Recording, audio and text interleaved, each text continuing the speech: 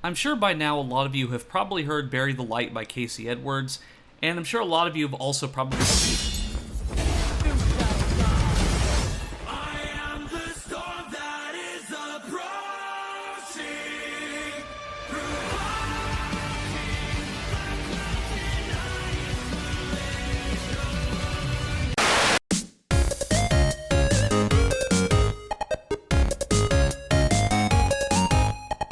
This video is sponsored by the coldest water. Drinking more water is something a lot of us should be doing and something even I still struggle with from time to time. Looking at a big jug of water can be pretty intimidating to me and of course to others, so I'm really happy to show off the coldest 21-ounce sports bottle. It's convenient, small, and extremely portable. You can stick it in your bag when you go to work, you can take it to the gym, or you can just twirl it around your fingers if you're so inclined. I mean, are you still drinking out of those plastic cups at the office? Well, no more. This bottle can get you through your entire work shift and then keep your drink cold for up to 36 hours or more. And if you have a hot drink like coffee, you can keep that warm for up to 12 hours. I'm happy to say that your ice is right at home in this insulated bottle. One thing I really enjoy about this kind of bottle is this is one of the few bottles like this that has a built-in straw, so it has ease of access and you don't spill your drink all over yourself when you're in your vehicle. Check the link in the description and use our code CWILD for 10% off your first order so you can get one too. A quick note, there will be spoilers in this video for Devil May Cry 3, 4, and 5, so click off the video if you haven't beaten those games yet, or you can just go look up the story on the wiki and then come back here, that's fine too. But Devil May Cry 5 memes, or just Devil May Cry memes in general. I've always been a fan of them, but I really didn't see them getting the mainstream attention they do now before Vergil's DLC came out for DMC 5 back in December of 2020. And for those who are returning fans who are subscribed to the channel and have seen my content before, you know that my nickname is Vergil. Now, the truth behind the nickname is that it's an homage to the character, but also the poet of the same name, but it's more so leaning towards the character because that's who I was exposed to first. I didn't really get an appreciation for the other Vergil until much later on in life. I've used this nickname since early 2011, and I'm just really happy to see new people appreciate Vergil as a character and the absolute banger of a song that Bury the Light is. And it's just really cool that people outside of the Devil May Cry fandom are being exposed to the characters, the lore, the music, just really all of it. I even saw Devil Artemis do a video about Vergil's chair recently, which I didn't see coming in a million years, and I've been subbed to Devil Artemis for quite a few years now. But at least in my experience, growing up, it was kind of lonely being a Devil May Cry fan in my friend circle, and really also at school because very few of my friends had even heard the series, much less played the games. Resident Evil was much more well known because you had the Paul W.S. Anderson films, and the games had, at least in my recent memory, had a lot more marketing towards them. But Devil May Cry 3 was one of the few games that I actually was able to get to run on my school laptop back then. And I played it to 100% completion, and then I played it again because I just loved it that much. I got all the costumes, I completed it on every difficulty, I unlocked all the moves, all the concept art. It was the most fun I'd had in a game in a long time. And I also want to make the note that this was the original PC port of DMC 3, which is infamous for how awful it runs, and how the textures are messed up, the graphics and the visuals suck compared to the PS2 release. And I was also playing this on a 2009 MacBook with Windows 7 installed. Admittedly, I was kind of late to the party for DMC because the series had been around since 2001, and I had only just gotten into them nearly 9 to 10 years later. This was around the time I was getting heavily into anime like Bleach, for example, so really anything that resembled an anime battle or a style I was just a sucker for, and I still am to a degree.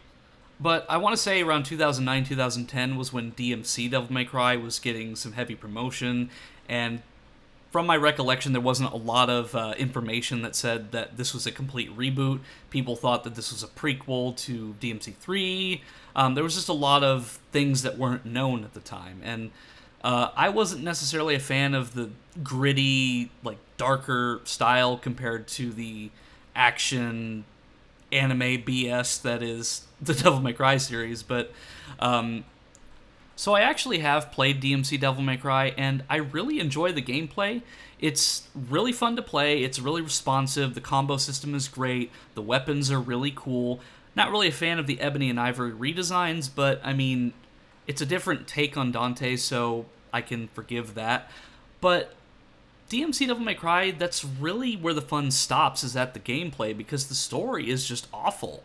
Like, for example, Mundus got nerfed to be like this generic mafia boss, like a Giovanni-type figure, whereas in the original game, he was basically the equivalent of Satan, and there was a lot of religious imagery that was involved with him.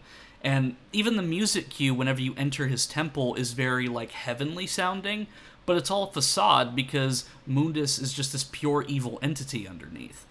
And then Vergil, for example, like the whole point of me doing this video, he, of course, had some of the same characteristics, but it was really just visual. He carried around Yamato, he had the white hair, kind of had like a trench coat, more of a modern, more realistic take on the character. Not only did he use a firearm and kill a defenseless woman with it, he also just had no sense of honor to begin with. Like, Vergil in the prior games, even when he was Nello Angelo, he had a sense of honor and refused to attack Dante when he wasn't looking. Like, he pointed at Dante, he's like, hey, let's go outside. And then in Devil May Cry 3, he's kind of a jerk, but he still has some sort of sense of honor. And that's just because Vergil was just so confident about his abilities and his power. And of course, the whole story beat with him is that he wants to get more powerful, but when you really look at the reason behind it, it's actually really tragic, because Vergil is really just compensating for the fact he wasn't able to protect his mother or his family. And DMC5 really elaborates on this connection, because in the previous games, you kind of get a little bit of that story, but the only time you really get to see it is in the prequel manga that didn't really get a wide release. Like, the only way I was able to read it was through a PDF file that I found on the internet. Piracy's bad, kids. Don't do it. But I digress. Admittedly, I'm absolute garbage at newer Devil May Cry games.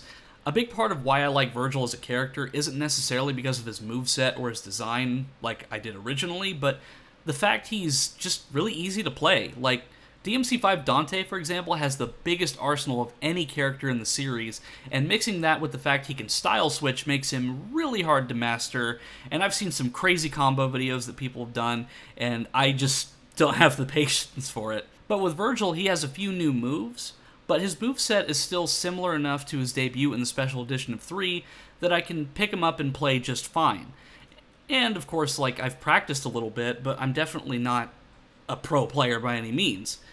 And the fact that he's limited to just one style and 3 weapons is just simple enough for me to pick up and play averagely enough to where I can enjoy the story, the setting, and get some occasionally cool-looking gameplay like you see on screen. I mean, just looking at his boss gameplay in the game and the cutscenes, when you fully upgrade and get his controls down, especially in 4 and 5, you feel like you're playing a boss character when you're using Vergil.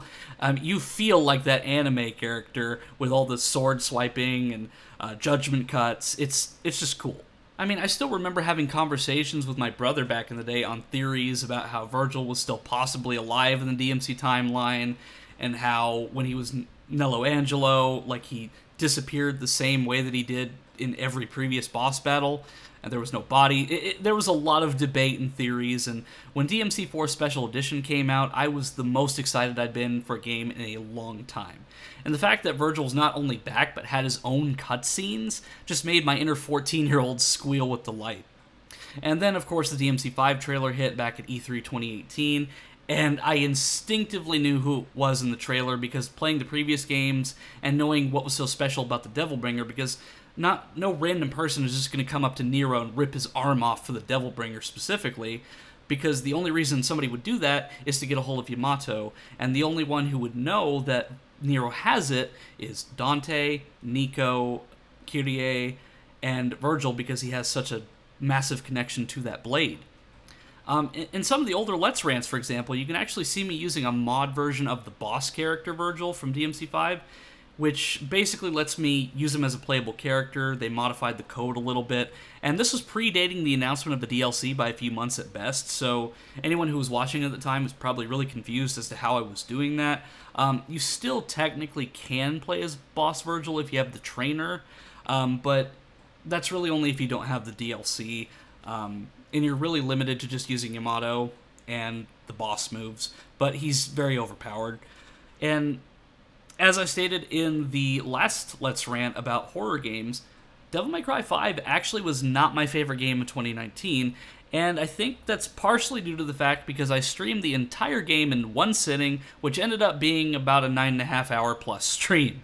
Resident Evil 2 was my game of the year, but Devil May Cry 5 was definitely a close second. So all in all, with all this fanboying and rambling and the nonsense that I brought up in this video, just keep making those memes and keep enjoying the Devil May Cry games. That's all I've got to say about it.